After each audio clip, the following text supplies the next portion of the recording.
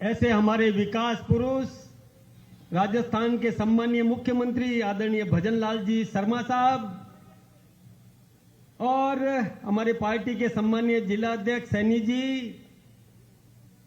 और अपने इस क्षेत्र का जिसको आप नारा लगाते हैं भाईला और सैनिक पुत्र जो अभी आपके जनसमूह को देख करके भावुक हो गए थे, आदरणीय राजेंद्र जी भांबू साहब, सम्मानीय बबलू जी, राजस्थान के सम्मानीय मंत्री गोदारा जी, गहलोत साहब और हिंदुस्तान के सर्वोच्च सदन में प्रतिनिधित्व कर रहे जो शेखावत भी हैं, मुझे आज पहली बार पता चला, राजेंद्र सिंह जी, भाई विक्रम सिंह जी और मंच पर विराजमान हमारे धर्मपाल जी और सभी जनप्रतिनिधिगण, माफ करना मैं संक्षेप में क्योंकि समय बहुत हो गया और हमें एक सभा और भी करनी है। मंच पर और सामने विराजमान जनप्रतिनिधिगण, बुजुर्ग महानुभाव, नौजवान साथियों, बहनों, आज बहुत बड़ी संख्या में बहनें भी आई हुई है। ये बहुत अच्छी बात है कि बहनों ने भी आशीर्वाद देने के लिए अपने समय में से समय निकालकर और यहां पर विराजमान है। वैसे अभी राव राजेंद्र सिंह जी ने बताया कि इस क्षेत्र की जनता ने हिंदुस्तान की रक्षा के लिए बहुत सैनिक दिए हैं और हमारा जो उम्मीदवार है वो भी सैनिक पुत्र है। ये हमें बहुत खुशी है इस बात की। लेकिन हम सबको ये पता भी है कि यहां पर शिक्षा का भी बहुत बड़ा एक एजुकेशन हब बना हुआ है। सब परिवार के लोग अपने बच्चों को शिक्षा के लिए यहां भेजते हैं इस उम्मीद के साथ कि मेरा बच्चा शिक्षा प्राप्त करके, उच्च शिक्षा प्राप्त करके कोई परीक्षा में बैठेगा और परीक्षा पास करके और अपनी योग्यता के अनुरूप कोई न कोई अच्छा स्थान प्राप्त करेगा। लेकिन पिछली सरकार ने पेपर लीक बहुत पैदा कर दिए। ऐसे पेपर लीक करने वाले लोगों को जेलों में बंद करने का काम यदि किसी ने किया है तो राजस्थान के सम्मानीय मुख्यमंत्री भजनलाल जी शर्मा ने किया है, ताकि मेरे नौजवानों का भविष्य अंधकार में नहीं रहे, वो परीक्षा दें, पास होवे और योग्यता प्राप्त कर उचित स्थान को प्राप्त करें। मैं कार्यकर्ता बंधुओं, हमारा जो उम्मीदवार है राजेंद्र भाई भांबू, भाई बबलू जी का भी पूरा साथ उनको मिला है, मुझे इस बात की भी बहुत खुशी है। और एक बात मैं आप सबको बताना चाहूंगा कि हिंदुस्तान में नरेंद्र भाई मोदी जी की सरकार है। उस नरेंद्र भाई मोदी जी का पूरा आशीर्वाद राजस्थान के मुख्यमंत्री भजनलाल जी पर है और भजनलाल जी इस राजस्थान के विकास के लिए कोई कसर छोड़ने वाले नहीं है।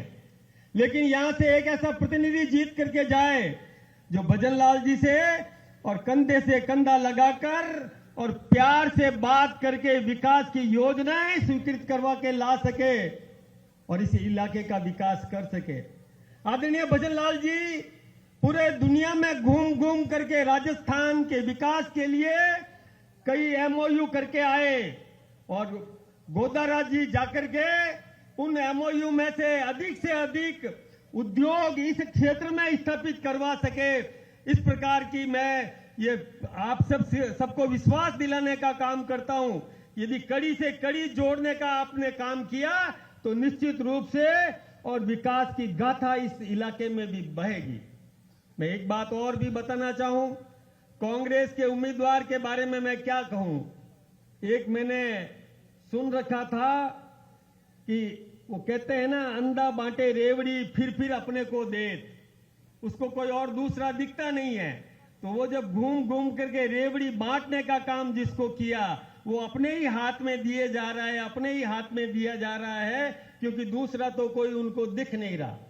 और अब इसी प्रकार से मैं एक बात और आपको बताना चाहूंगा कि जब कांग्रेस के प्रतिनिधि कभी आपके सामने आए वोट मांगने के लिए, तो मैं एक आज लिस्ट लेकर के आया हूं।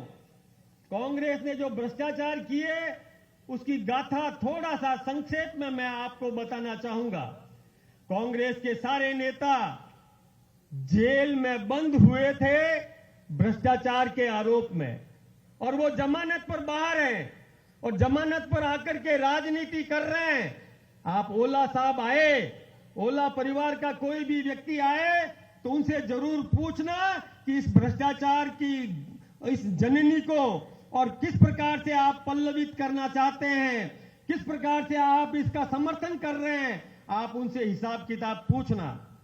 आपको पता है सोनिया जी जमानत पर है, नेशनल हेराल्ड मामले में और जमीन घोटाले के मामले में सोनिया गांधी जी जमानत पर है, राहुल गांधी जी गिरफ्तार होकर के जमानत पर है, संजय राउत जी जमानत पर है, प्रियंका जी जमानत पर है, लैंड स्कैम किया था वाड्रा जी जमानत पर है, कांग्रेस सरकार में जो वित्त मंत्री रहे पी चिदम्बरम जी जेल में बंद रहे और वो भी जमानत पर है। एक मुख्यमंत्री कांग्रेस का हेमंत सोरेन अभी कुछ दिन पहले तक जेल में बंद था और बाहर आकर के राजनीति कर रहा है। कांग्रेस का कर्नाटक का नेता डीके शिव कुमार, आपको पता है कि 64 ठिकानों पर कब और रेड की थी और सभी स्थानों पर मकानों में सभी कमरों में नोट भरे हुए थे। ये आप सबने टीवी पर भी देखा होगा, अखबारों में भी पढ़ा होगा।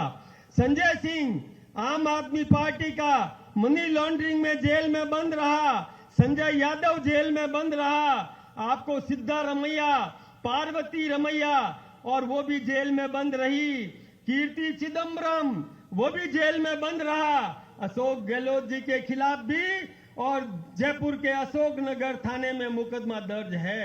वीरभद्र सिंह जेल में बंद रहे, अहमद पटेल जेल में, अगस्ता वेस्टलैंड चौपर घोटाले में जेल में बंद रहे, कमलनाथ जो कर्नाटक का पहले मुख्यमंत्री था वो जेल में बंद रहा, जमानत पर आया।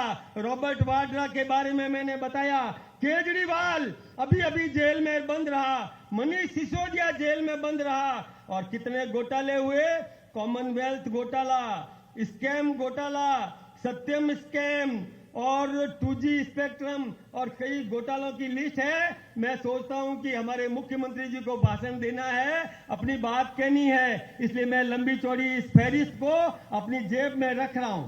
लेकिन आप लोग उनसे पूछिए कि आपके जब सब नेता, कांग्रेस का राष्ट्रीय अध्यक्ष, उनका पुत्र भी, और जब इस प्रकार में लिप्त पाए जाते हैं, किस मुंह से आकर के वोट मांगते हैं? आप उनसे सवाल तो करो। अरे ये पैसा किसका था? मैंने आपको बताया पहले भी, ये पैसा आपका है। गरीब से गरीब व्यक्ति भी जो खरीदता है, चप्पल खरीदता है, दुकानदार को पूरा पैसा देता है, उसमें टैक्स सम्मिलित है। आपने साफा खरीदा, चूंदड़ी खरीदी, ओढ़नी खरीदी, कोई साइकिल खरीदी,